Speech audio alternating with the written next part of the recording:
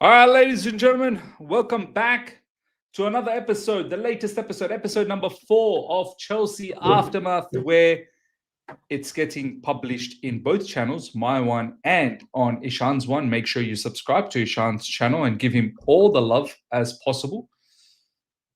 Scary pattern developing. I want to talk about this in detail. What do I mean by that? I think you guys all know about it from what we witnessed in that shambolic match against Lincoln. Abraham Lincoln, as Ishan said it in the backstage. Abraham Lincoln City doing an utter madness, and we're going to get into the details of that. Ishan, before we do that, brother, how you doing? What's happening? Bro, this Abraham Lincoln FC almost got us there last night. Just very Oh, almost, yeah. oh shit. Oh shit. It was mad. Look, but whatever it is, it's a W. We move. I don't want to look back to that match like ever again. You know what I mean? I wanna look what's next. Although the past 2, 3, 4, 5 games has been so bad in terms of performance that it has taken me back to the previous season under Maresca, where we had this similar sort of a downfall. But somehow down the line, I think so. You remember, Miss, we had a very bad patch of I don't know. It was like a 2 month long, Uh, 2 month or two and a no, no, half month no. long. So it was from. I remember exactly. It was before. It was just after the Mudryk news. Remember the Mudryk news last year, Yeah, December? yeah, Mudryk suspended because we were all wondering what happened to Mudryk. How come he's not in the team? What's going on? Then we finally yeah. got the news that he's been suspended because of the doping case. And the very first game after that was Everton. It Everton was game. Yeah, Everton. we drew. We drew against Everton. You're correct. It was that Everton game to all the way till at least end of March. Which was the Fulham game. The turning point was the Fulham game. Yeah, I'd say Fulham game was like the end of the downfall. The Fulham game was the start of the new. The rise, yeah, the rise. Yeah, Yeah, that's what I yeah. meant. So how long was it? I don't know, 2 months, 2.5 months or something. January, 3 months. February, March, 3 months. I'd say 3 months Yeah, at least. 3 months, 2.5, 3 months, right? So I mean, Miss, that this sort of performance, right? And it looks like not all the results are against us. Like we lost against United. That game like killed my morale, right? You know that. Um, Mm. Bayern Munich, yes, that was a pathetic game, and it was on us to lose as well. We had a fantastic aftermath show after that as well. But again, we can have our excuses on the Bayern game. But Miss, like we always speak about this here, the mannerism at which we are playing, the intent that which the boys are showing at the field is not good. It's not good, and this giving me again that vibes against that Everton game last season, like you just mentioned. We had a downfall, and then I think so we started losing against, I don't know whom did we lose against. We started losing against Leeds, Crystal Palace. Yeah, there was some Ipswich. more Ipswich. It started going crazy. The Yeah. difference here is from last season the results were going bad. This Yeah. season, Man United result has gone bad. Bayern Munich, the result has gone bad. Brentford, we probably should have lost that as well, but the result went like a draw, so it's a neutral result. Lincoln, we played bad. Like first half, we deserve to lose. I'm not gonna lie, right, Bro, bro? You know what I mean? It was peak. honestly, Ishan, I want to talk about. I don't want to get into the nitty gritty of the Lincoln game, but I do want to talk about something.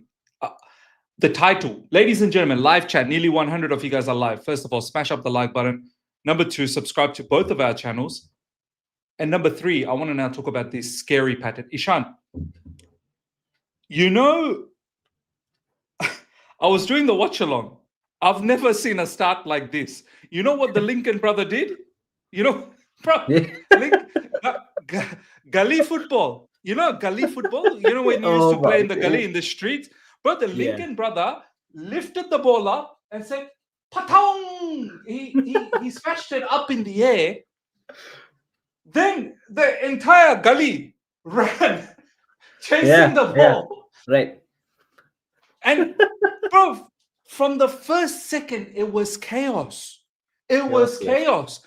And from there, Ishan, I kid you not, that entire first half, it was balls being pinged up in, bro. You know when they say spamming cross and inshallah, cross it. No, it wasn't just spamming cross. You know, sometimes cross, they're whipped in. The crosses are whipped. Yeah. No, bro. These crosses were sent up into the heavens. they were shot like, bro, you know, imagine if your papu is like absolutely 90 degrees like this, like, you know, like when you take some of those pills, it gets like that. Absolutely. Bro, the ball went 90 degrees, and then, bro, all of our defenders are like, who's gonna get this ball, bro? Whose is this? Bro, Jorgensen said, bye, maaf kar de, yeah. Bro, he's playing dodgeball. He's playing dodgeball, man. He's saying, you guys deal with it, because I'm not sure how to deal with this, because I don't know when it's going to come down, number one. And I'm not sure if I'm confident to go. Because if it's a cross, if it's a flat cross, you can collect, right, Ishan? Yeah. Like if it's a cross coming in, you can collect. But when it's shot up, bro, it's like a rocket, basically, right? Yeah. And brother Ishan, that entire half, even though we had a lot of possession, bro, we did jack all with the possession. We did jack all. Every time they had the ball, they celebrated every throw-in. Bro, it didn't matter where the throw-in was coming from halfway line, from the, sort of like a 3/4 way to our half, from the sideline. Every throw-in was a grenade, Ishan. It was like here comes a big, bro, I've never seen. I know Brentford tried that. I know Man United went direct. I know Bayern Munich went direct. This was something on steroids. This was all of those on steroids. Yeah. Ishan, Malo Gusto came out post-match saying he's never experienced a game plan like that in his life. Because I've never experienced this. Oh, this is embarrassment, man. I didn't know about this. He was back. Oh, you didn't watch the game? No, I didn't watch Malo Gusto saying that. Oh, okay. So, bro, Ishan, I don't know, because now 4 teams have tried this, and Lincoln City has tried it on steroids. On steroids. I'm not sure whether Brighton is going to do what Lincoln did, because Lincoln only had 2 game plan. Long everything. Long throw, long goal kick, long free kick, long corner, long shots, long everything. Whatever, long. Right? And the second was press like a dog. Press like, bro. Yeah. They didn't care about any tiki-taka midfield nonsense. Nah. Bypass all of that. Nah. We're bypassing all of that bullshit, and we are gonna chat directly in your doorstep. Knock on your door. Always, we're outside of your door. We are knocking. We are saying, "Hey, we got questions for you." Do you know what I mean? Straight. Apparently, one of them is named House, and another is named Street. Yes, they were knocking on our doors. and believe me, they dominated our street and they dominated our house. Like they really dominate.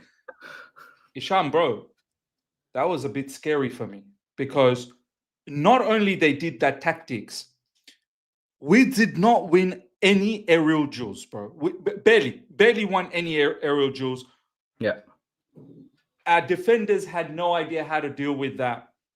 There was always someone, but the amount of free headers, oh my God, the amount of free headers that was available for Lincoln City. Ishan, I'm scared about this tactic, and I'm scared about this pattern. As I said, I'm not sure if Brighton will deploy something similar, because Brighton like to play football, but you best believe they are going to go long, bro. They will Yeah. deploy some because it seems like it's a problem for us. When did this become a problem, Ishan?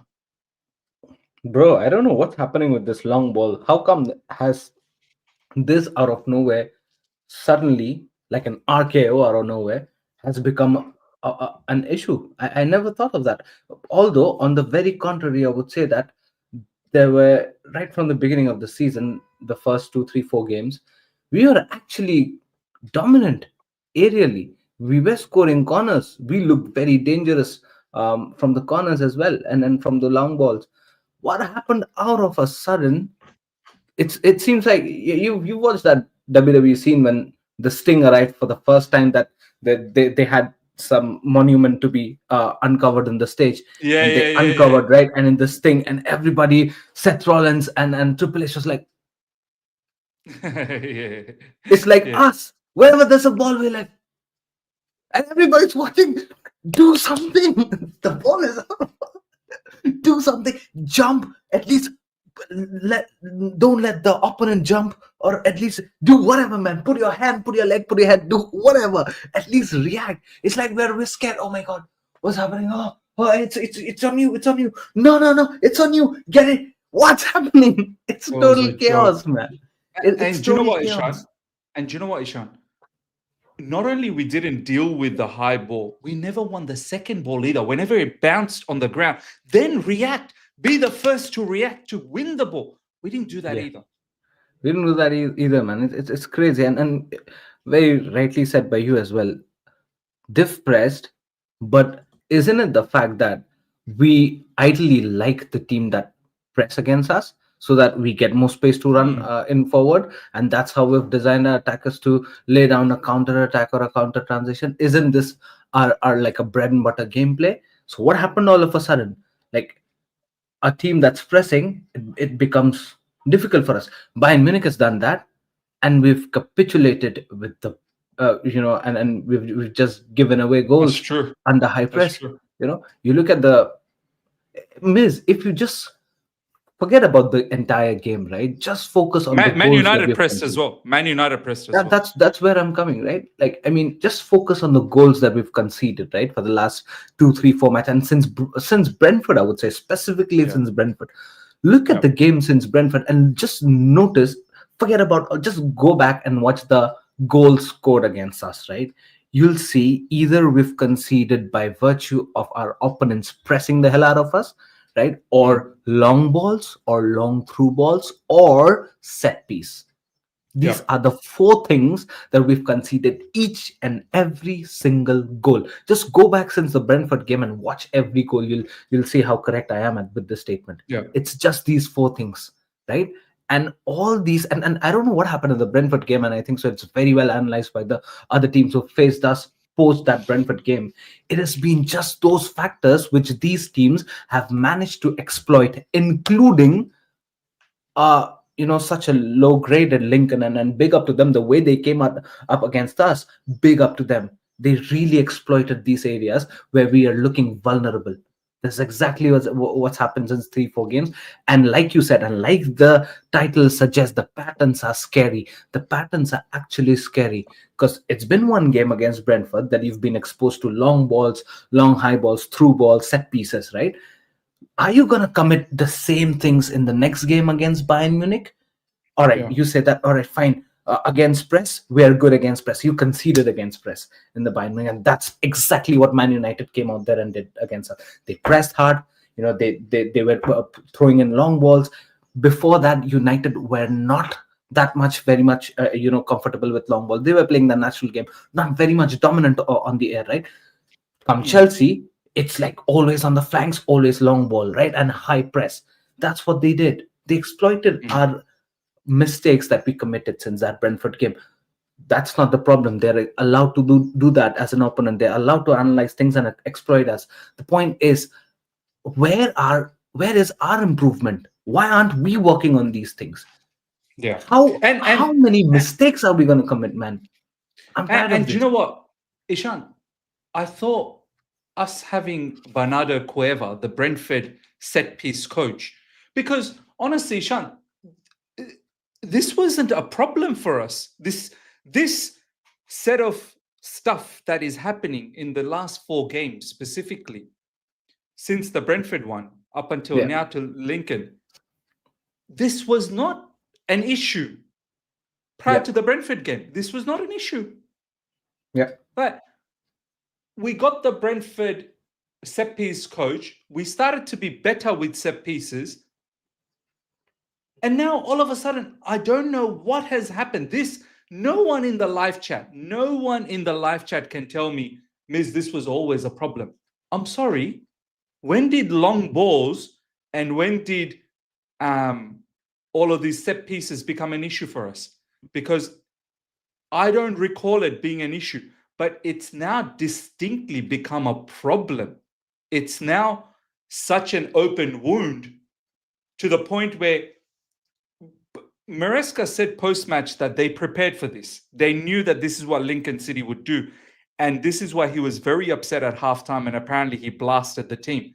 And in the second half, we came out okay for 7 minutes, and then we reverted back to being nonsense again. And Lincoln City was again deploying all of these long balls, long stuff, nonsense, right?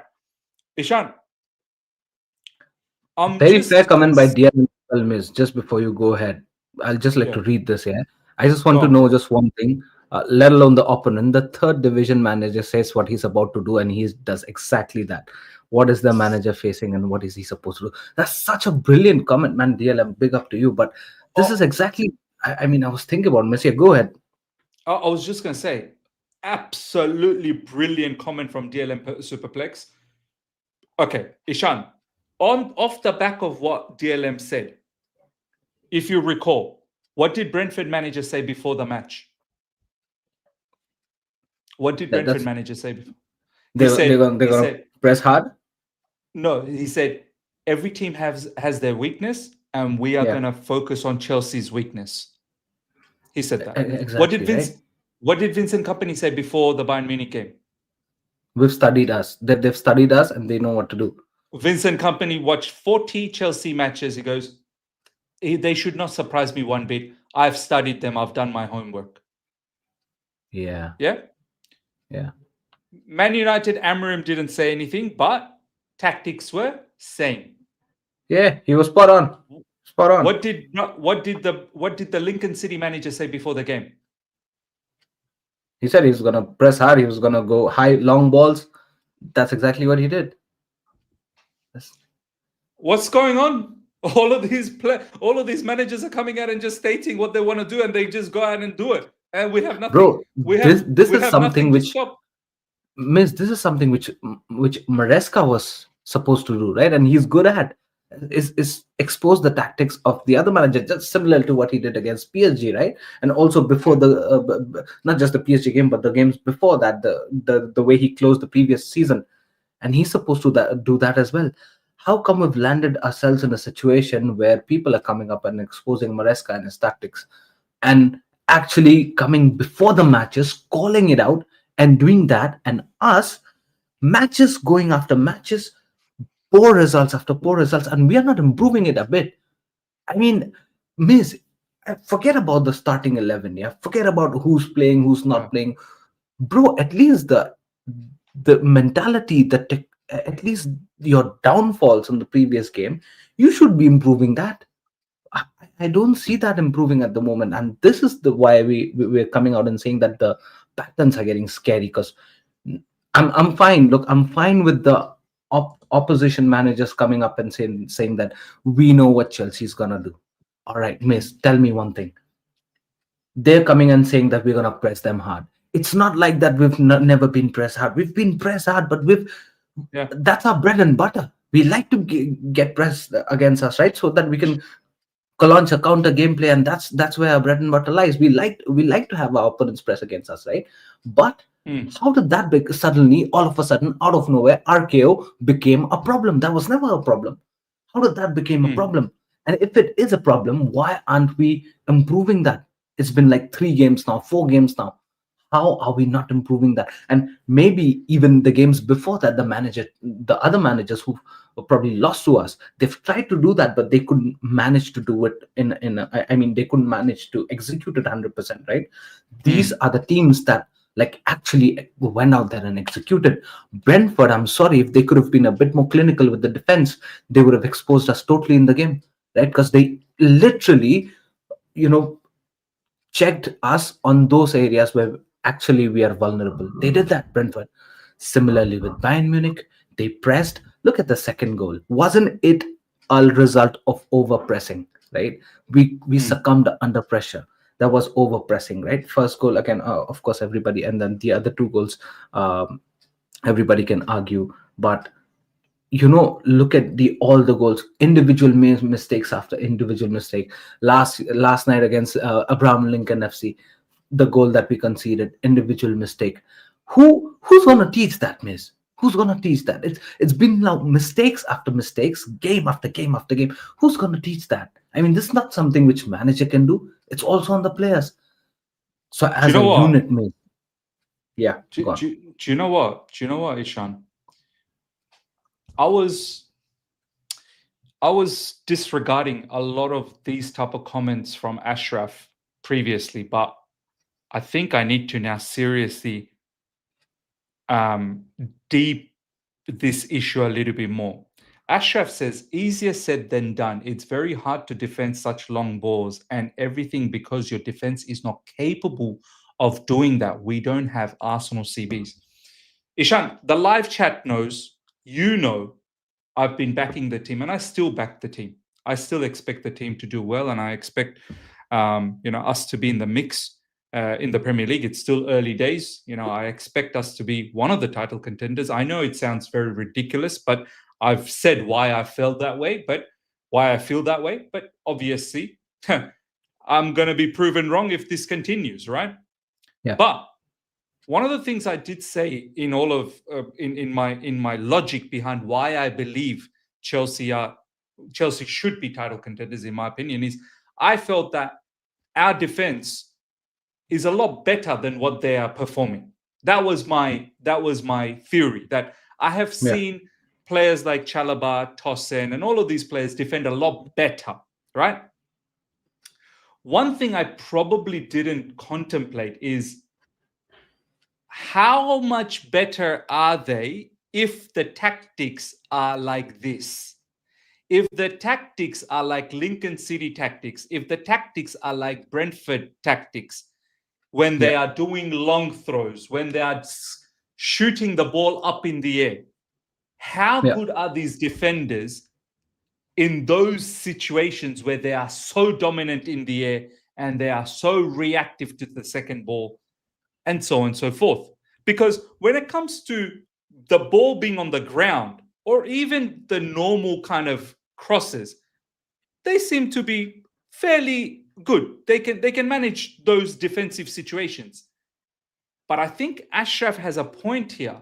This is a different specific strategy that is being deployed against us. And it's not a coincidence, Ishan, that Brentford, Bayern Munich, Man United, and Lincoln City from League One are deploying this same strategy against these set of players that we have, whether it's the first team players, whether it's the bench players. I think as a collective, all of these oppositions have worked out that these Chelsea defenders are okay, but they're not really that good when you yeah. ask them to do something extreme. Right. I don't think these teams would deploy the same strategy on Liverpool, for example, because Virgil van Dijk and Konate, they are not going to treat this nonsense ball up in the air. They'll jump up and they'll get that, eliminated. Allison will get that eliminated. They will not let these shenanigans, long ball after long ball, throw in long ball nonsense carry on. And on top of that, if you want to deploy that strategy, one mistake on that, Liverpool's gone on a counter attack, and Yeah, boom, it's a goal. Mohamed Salah, along with Ekitike, along with whoever, you can really expose yourself because you're pressing. I have to seriously think about what Ashraf and I know a lot of the others have said in the live chat. I did not think that another team is going to be doing these sort of tactics against us so prominently, so aggressively. Because what Lincoln City showed me, Ishan, I'm not lying to you. I've not seen that tactic being deployed in such a manner. I've seen Stoke City do long throws or set pieces and really put tall players for headers. These guys were not interested on just headers, Ishan. They were interested to launch the ball up, make it a massive scramble inside the box, and really pounce on the second ball. Once you pounce on the second ball, they want to take advantage of that. It's not about just winning a header and trying to score from a header. No, it was about creating chaos. It was chaos theory, bro. It was literally chaos theory. So, Ishan, moving forward, it'll be interesting to see. I'm keen to see, because this is a new challenge now. This is a new challenge. I'm keen to see what Maresca does, because I'm certain other teams are going to try this nonsense, BS stuff against us. I'm very, very interested to see what Enzo Maresca does from here. Yeah. Because, you know, one defender that did give me a little bit of hope, and I want to see what you have to say about him. I feel Wesley Fofana, even though he got absolutely knocked out by Jurgensen by that punch, I thought Wesley Fofana, as the game went on, I felt he was dealing with that a little bit better. But we already saw Tosin didn't deal with those previously. Chalobah doesn't completely deal with those properly. Is it a matter of maybe Fofana could help us defend those situations a bit better? No, look, Miz, I think so. You're spot on. There's Fofana had a better game than what it was the previous time around. Having said that, is it a good time to expect the next level from Fofana? Maybe not. He's definitely had a good game, but still, if the long balls or the high balls are a problem, he was there on the pitch to control that. He couldn't, right? So maybe there's the problem is probably beyond Fofana. Can he help? Definitely he can, but is he the solution for it? Maybe, maybe not, right? The thing here is, and I agree with most of you guys in the live chat, that you're saying that we lack center backs, and you guys know my stand about the center back situation, and definitely the goalkeeper situation. Oh, don't even get me started on the goalkeeper situation, right? But center back, definitely. I'm screaming this since Thiago Silva left Chelsea, and I have said that we need a elite center back, not just in terms of the performance of his own, but to teach these headless chickens running around, teach some sense, slap some morality into their brains that this is how you should be defending.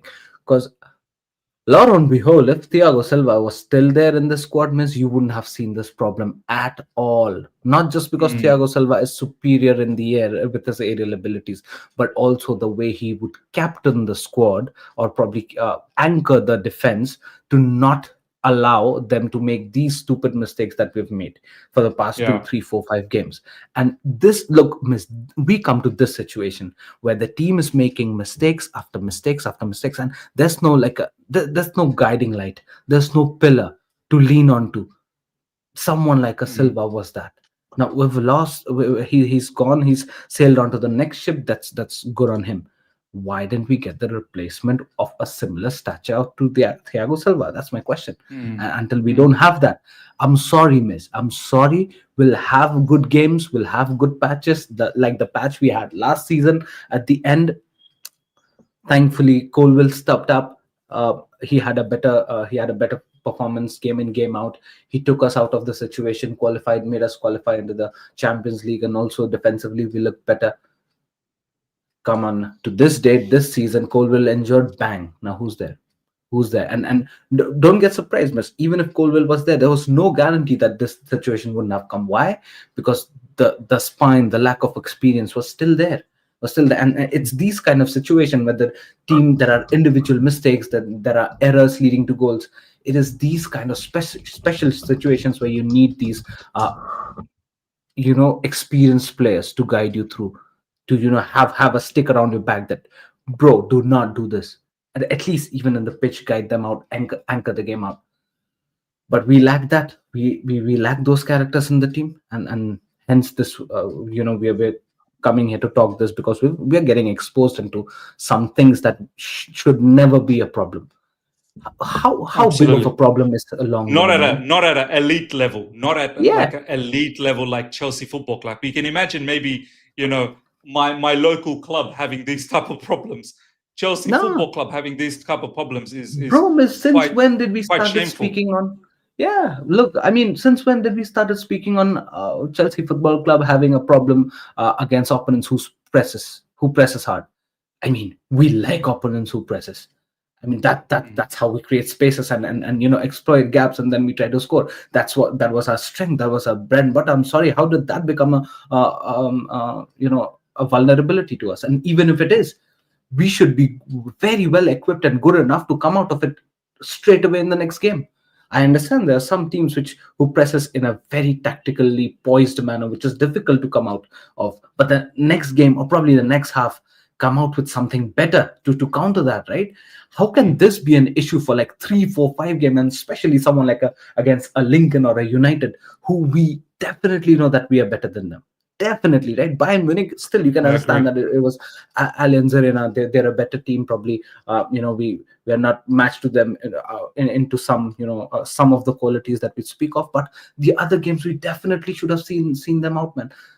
It really baffles me to think of, oh, Chelsea Football Club, we're gonna press them, bro. We've been pressed time and time again, and that's how we score goals. I'm sorry, long balls. What are we talking of? Some high school football? This was a problem when we were like small heighted. We are playing in school, and small heighted kids, running around a ball, and if a ball goes, oh, hold on. This Now is you how we would play, it's man. it, But it's become comical, and I hope against Brighton we can start changing this, bro. You best believe Jose Mourinho. You know that meme, how Jose's got the notepad and he's yeah, writing. You know that meme that Jose is on his knees and he's yeah, writing on the notebook. yeah, Bro, yeah. Jose is looking at that fixture in the Oh, Champions bro. League after the Brighton game. Bro, Jose Mourinho, I'm sure he has a dossier at the moment of how he wants to tackle Chelsea Football Club. Bro, I'm so certain about it. The Jose dark is arts. gonna Jose is gonna exploit the dark arts and unleash hell on us, right? And for that he'll need the diary, right? And he'll need the notepad, and he'll have to probably educate his team to do the way he wants to do against us, right? But imagine someone like a Hansi Flick, whose regular gameplay is that he's gonna annihilate us if we Bro, don't improve here in the next couple of games against Barcelona. Oh, yeah. bro, Hansi Flick, the way they are playing at the moment. Oh my days, Hansi Flick is gonna annihilate us. And Bro, by the way, look, Rafinha not winning the Ballon d'Or, he would be on some another level of smoke. He's for, gonna cook against us. for me, Barcelona is still distant away. For me, Brighton, Benfica. I'm not even looking at Liverpool as yet. For me, Brighton and Benfica. Now, Ishan, I Yeah, want to talk about one individual who once again has started the season quite slow, just like last season. But I don't want to completely write him off because I know he's a very, very quality player. He's shown it last season. He's shown it previously. Obviously, I'm talking about Enzo Fernandez, World Cup yeah, winner, Club World Cup yeah, winner, Copa America winner, all of that. This guy's littered with, championship, right? yeah, Ishan, the first goal we conceded against Lincoln, I don't know if you can recall the clip. I've seen the clip before we went live, and the live chat will agree with me on this. I yeah, saw the clip at least 10 more times before coming live. yeah, Bro, Ishan, Enzo Fernandez was on the left side and yeah, he received the ball and he notices Chalaba. yeah. But he fails to notice that there's two running players coming for Chalaba. And Okay. Chalaba was alone there. And Chalaba was alone. It was such a low percentage pass. It was not Yeah. on that pass. Okay. You want to still pass it to him? How do you think you should pass? You should zip it to him. zip it so that they don't run. You allow the ball to be zipped towards him so he can make a pass quickly before they. What does my man do? He does Lincoln Yeah. tactics. Sky balls, gives it a lot of air. He dollies a pass. He lifts the ball up as high as he can with a lot of top spin, allowing the brothers to size up Chalaba. Oh, the bull horns were out looking at Chalaba. The ball is up in the air. They are looking at Chalaba and they're going to absolutely clean him up. My man Chalaba all of a sudden lost his balls dropped, and he moved away from the ball because he's like, the ball's too high and I've got two bulls coming after me. I want none of this. Nah.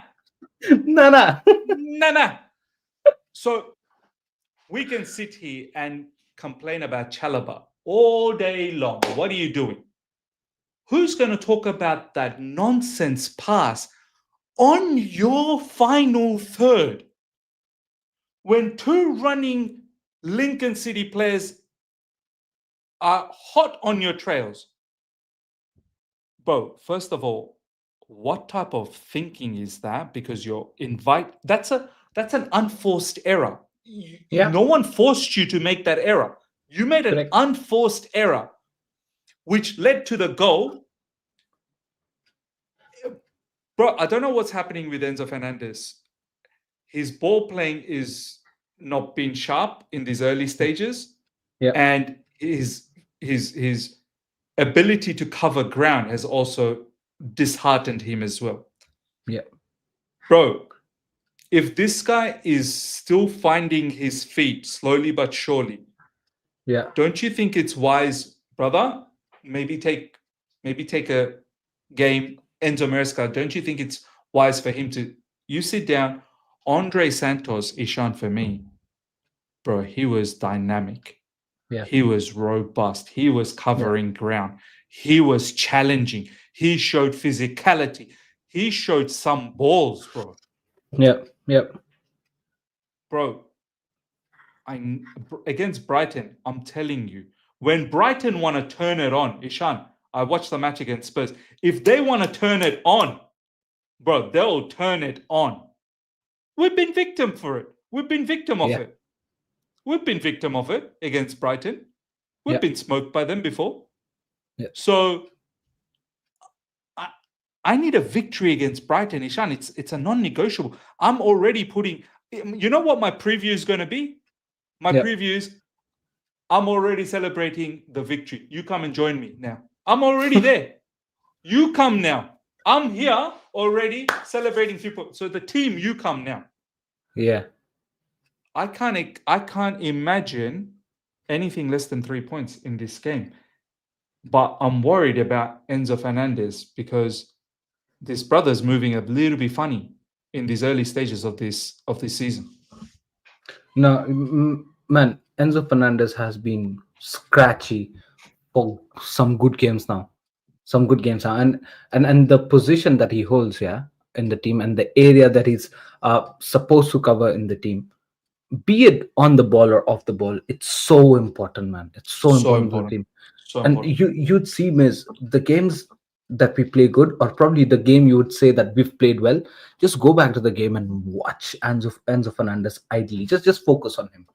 Just look at the way he passed. Just look at his movements. Just look at his positioning. Just look at his marking on the players, right? You'll see whenever Chelsea play well, this guy checks all the boxes that he's supposed to do in terms of responsibilities. And come this game, for example, a Lincoln, where everything has been shambles, bro, we rely the most on Enzo for his passing. It has been shambolic last night. We rely on Enzo to cover grounds. Most probably, he's been bad. We rely Enzo to be pretty much a box to box, where he's arriving late onto the penalty box as well to be an added attacking threat. He's failed to do that as well. Is he running well? No, he hasn't. Is he doing his due diligence in the defensive duties? He's not doing that as well. Keep all these aside. He started an enforced error out of nowhere where he could have done. He had so much time and option from that position to make something different. But what did he choose? He chose the worst option in the worst possible manner. right? In the worst possible, and like you just said, Miss, it's so easy to point at Chaloba, and I'm pointing fingers at Chaloba more because he could definitely have. I don't know what happened to him. He's become like a 3-year-old kid. When the ball moves up, he's like that, Mm. right? But that pass is not expected by Enzo Fernandez because he's our prime starter, right? He's like one of the prime Yeah. players. You, Mr. Enzo, you're expected to take the team forward, to anchor the team. You're supposed to be the guiding light for the team in the midfield, right? Because we look up to you in that sense, because you have those kind of responsibilities. You don't do your responsibilities on an off day, that's fine, but you come up to do these kind of errors. That's not acceptable, man. That's literally not.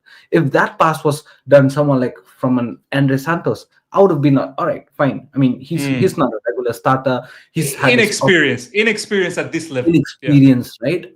And not very much accompanied. I mean, accustomed to the pressing that Lincoln is doing. Understood. I can give it a, leave it, let go, right? Once in a Mm. time. When it's coming from someone like an Enzo Fernandez at that crucial stage, at that situation, and it was not that he was handcuffed as well. He had plenty of options and time as well to do whatever he could do. He He could have wasn't probably, getting pressed. He wasn't getting bro, he pressed. could He have had passed it all the back to time. Jorgensen, man. He could have passed it back to Jorgensen. Short pass to Jorgensen. That's it. Your work is done. Go back to the attacking duties, man. But he chose the worst option possible. I don't know he was thinking, and it just, of course, Lincoln City was gonna expose us to that, and they did it. Fair play to them, and I think so. They deserved the goal, miss. They deserved the goal. The way Lincoln were playing, they deserved the goal. Probably not in this manner, the way we conceded, but bro, they exploited us in all the other areas. And like you told me, Andy Santos looked good because he tried to put it there. I mean, tried to give his heart out on the pitch, right? He tried to give his 100%. Whatever he was supposed to do, he did. He was running around, covering his ground, right? Winning duels, winning one-on-one duels, And and he's good on the tackling as ball. well. And he's good on the ball. 100%, he's good on the ball as well. So I think so. Here is it's more of a wake up call. And this probably should have been 2-3 games back, but it's definitely a wake up call for Enzo Fernandez that going forward, maybe Andres Santos can be a pairing for Caicedo. Does Andre Santos start for you against Brighton, Hisham? I think so. I would, miss. I think so. I would, because you know why? I cannot, like you told, right, miss? It's been some games that Enzo Fernandez has played continuously for us. Andres Santos looked sharp against Lincoln. I think so. He needs more game time to be that, to be more synchronized with the squad. He And looked good also, against it's Man United as well. He looked good against Man United as well. 100% definitely. And moreover, I think so. Enzo needs to go rest, get your head back where it belongs, from the knees to right where it belongs, and come back fresh, probably in some other games. And just know the fact that doesn't matter whichever club or whichever team you play in. If you do not do your duties well, or if you take things for granted, your position is not 100% fixed, my dear.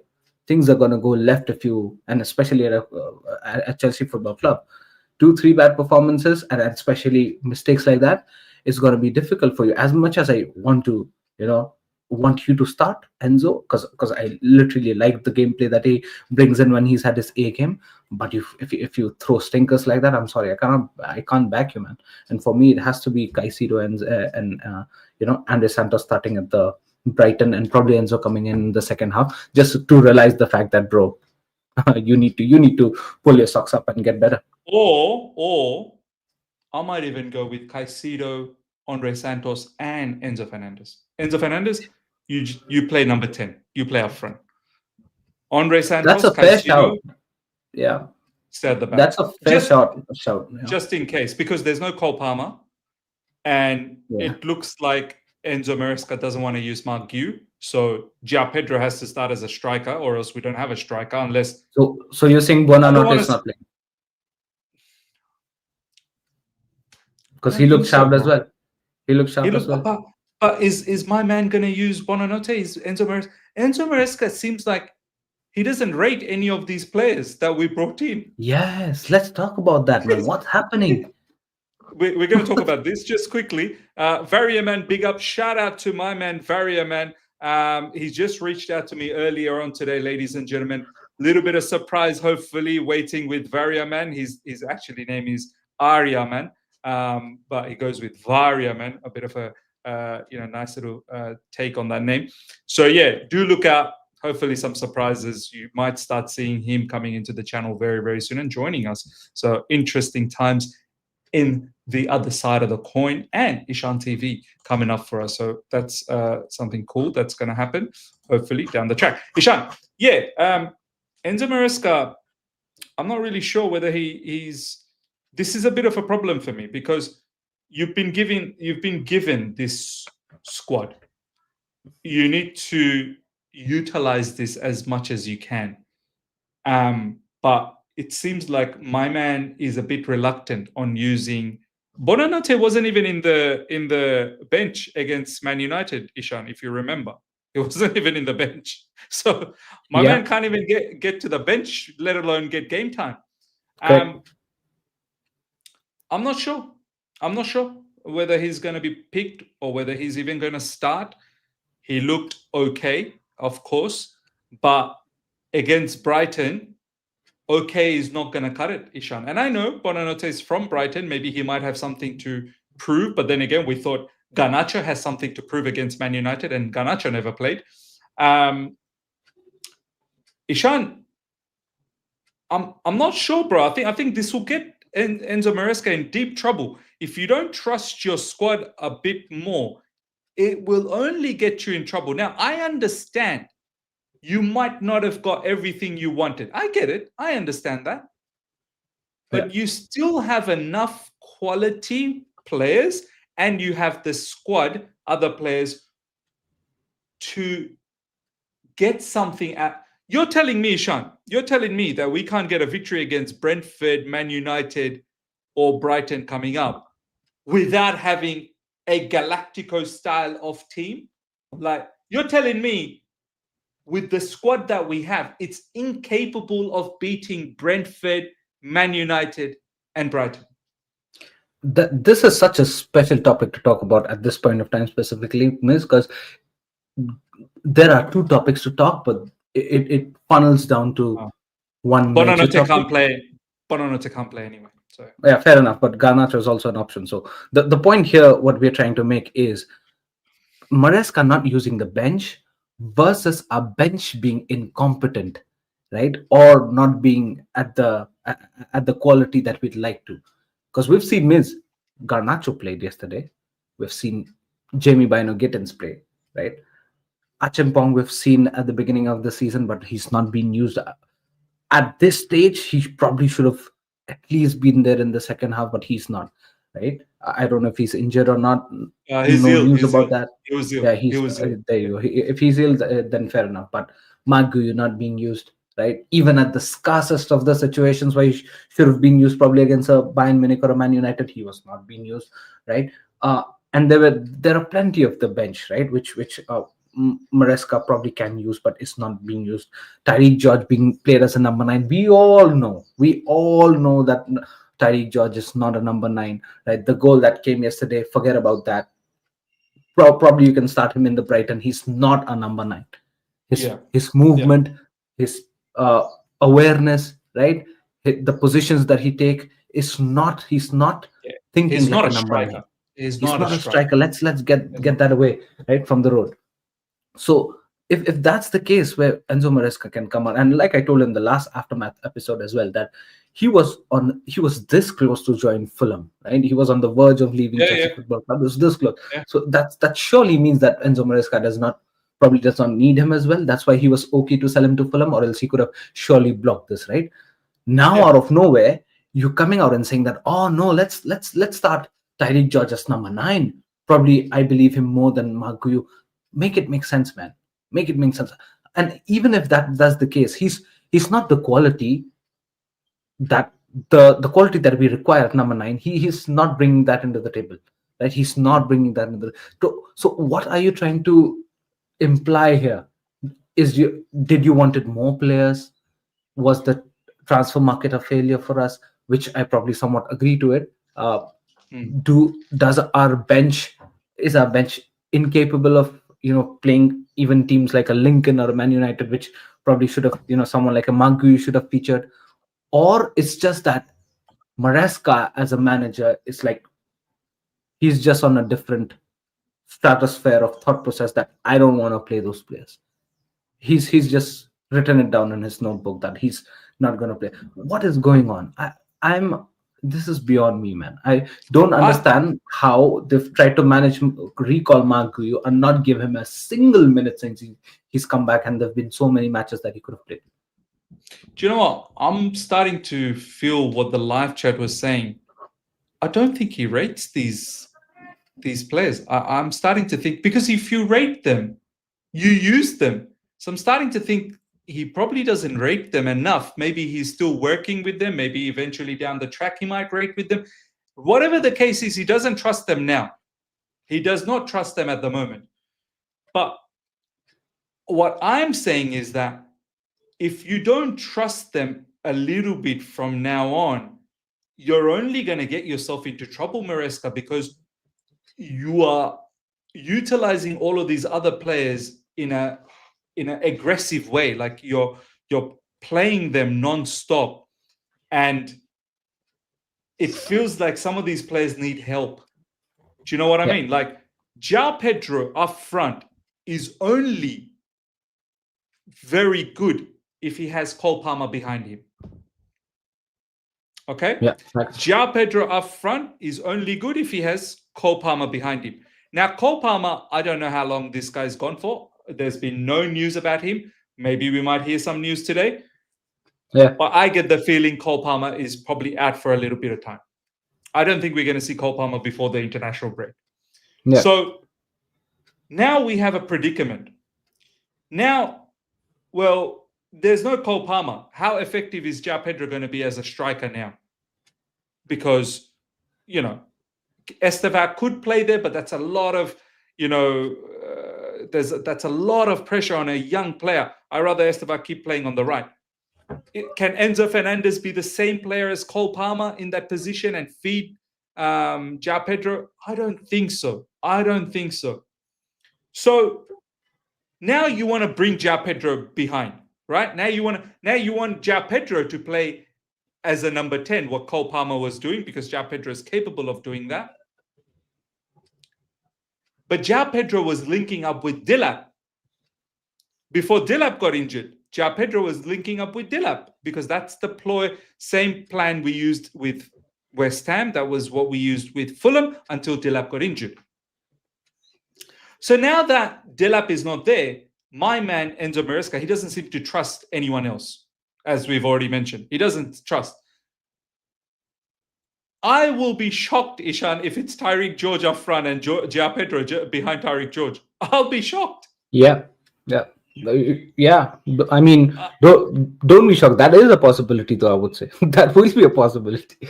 That is a possibility, because it could be João Pedro behind Tyreek George, and then Estevar Willian and Pedro Neto on the other side. But then maybe there's another spanner to this entire conversation is, if you do not trust the players that have just come in, that means it's not your decision. Is that correct, Miss? Like, I mean, if I'm a manager right now, it's my second full season in charge. I've got some players back, but I'm not playing them. That means in the first place, I did not believe in them, right? So that basically intends to that it's not been my decision to bring these players onto the club, right? Someone like Maguire, someone like a Tyreek George, and that there can be many we can speak of, right? That it's not my decision to keep these players in this club, and I'm not liking it. Can this be a situation where Maresca is taking these mad decisions, starting mad players, substituting mad players, right? Which does not make sense at all, but he's trying to give it a message. And especially look at the Man United game where we've substituted, taken off 4 attackers and put in 4-5 defenders, right? And at a time it was 7 defenders out of 11 playing, right? For example.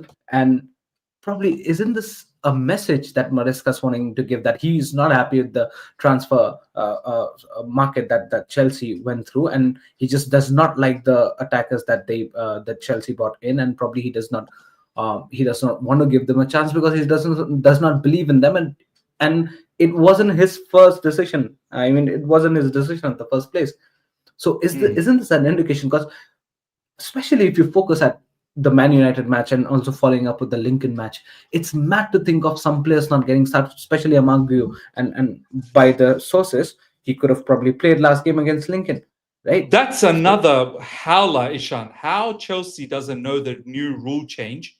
That's a big howler, bro. How I did think Chelsea so. Football We Club know? knew, no, it means I don't think so. Maresca's wanting to play. That's the whole thing. That's where You I'm know, intending to. you know what, Ishan? Many people are not saying this. I did see some people in the live chat yesterday say, Miz, these are all bullshit PR. He just didn't want to play Q. Like, how can a club like Chelsea Football Club not know about Carabao Cup rules, bro? Bro, we expose all the loopholes. And you think that we're not gonna know about this, huh? We're the king of exposing loopholes. And you think we're not gonna know about this? We definitely know, Miz. It's about Maresca probably giving us a message, or probably giving someone up top in the message that he's not happy with the squad that he has. And looking at the amount of injuries that we've gone through already, he doesn't have options because he does not rely, or probably he's not believing in, or he doesn't want to believe in the bench that he has, which intends to, or implies to, that it wasn't his decision to bring in someone like a Maguire, to bring in someone like a Garnacho or Gittins at the first place.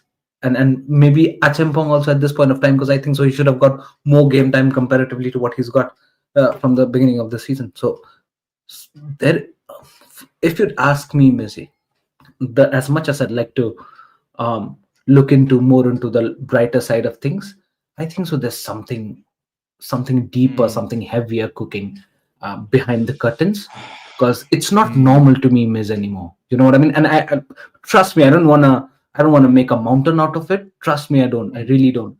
But at this point of time, it's looking at the United game, looking at the Bayern Munich game, looking at the substitutions, looking at the starting lineups, the way he's been ignoring some players totally, the way he's been, the substitutions, the message that he's trying to portray to the fans, to the people up top. It seems like he's not happy with the bench strength, the second team, or the second options. It's not been his choice altogether, and probably that's why he's not been playing these players, or else things would have been different. It baffles me to think of, in against a Man United team, this man who's made such brilliant decisions and pass at the beginning of the season, and also last phase of the previous season, he's doing some mad decisions like that. It's bonkers to think of that. So Bro, from my it perspective, is, something else is cooking. bro, it's definitely bonkers. I think Brighton game will also start teaching us a lot more. So much to learn, Ishan. Honestly, this Yeah. long ball tactics, I'm very keen to see how we deal with that. I'm keen to see what Brighton does about that. Selection, player selections. Who's on the bench? Who's missing out? Who's starting? Who's not on form? I think a lot of things will be uncovered over the next few games. And bro, we can't be dropping any more points. Like you drop. Honestly, this Premier League is so bunched up together, bro. You start dropping points on a regular, but before you know it, you're in the bottom half. Like it's a ruthless league. And then Champions League, you cannot go another loss again, Yeah. like back to back. You got to start picking up the points if you want to consider, moving into the next round. But I think some challenging issues coming up very, very soon. So yeah, ladies and gentlemen, we're going to wrap things up because that's pretty much what we wanted to talk about in this Chelsea Aftermath episode number 4. Next time we will meet, Ishan and I, we will have a new member as well, which will be very interesting. So do look out for that. And we will talk about all the things that go down after the Brighton match. So big up to each and every one of you guys. Smash up the like button. Subscribe to both myself and Ishan as well. And yeah, look, is going to heat up. I'm sure Ishan will be here with me, God willing, for the Brighton watch along pre-match. It's gonna be funny. It is going to be funny as to what's gonna go down. Ishan, any final words before we go? Bro, those long balls, those I'm lost in the space, in the heavens, in the air. This thing should stop. Bro, look, come on. Man, let's get back to the winning ways. I can't wait to face Brighton, but also I cannot wait to see how our team responds to the recent shenanigans that we've been through. Yeah, hope for the best, and let's see. We'll catch the Coin Gang live again in the pre-show, and let's hope for the best against Brighton, and hope we come back with a W. 100%. All right, big up to everyone. Smash up the like button, and I'll see you guys soon.